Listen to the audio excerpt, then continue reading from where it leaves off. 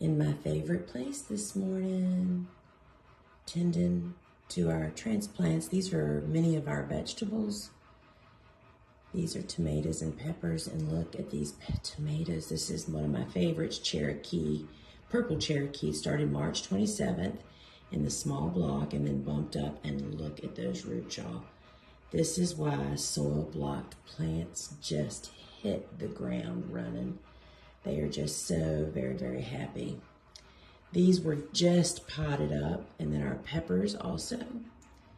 And there's some basil, 50% pinched, 50% not pinched.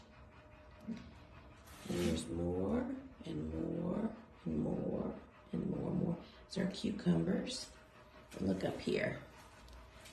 I'm just watering now. This is ornamental basil. These are for our bouquets. Look at all of these celoseas. Yes, friends, more celoseas. This is a variety that's been saved by one of our flower farming friends that we hope to introduce to you here soon. They were just born yesterday and moved out.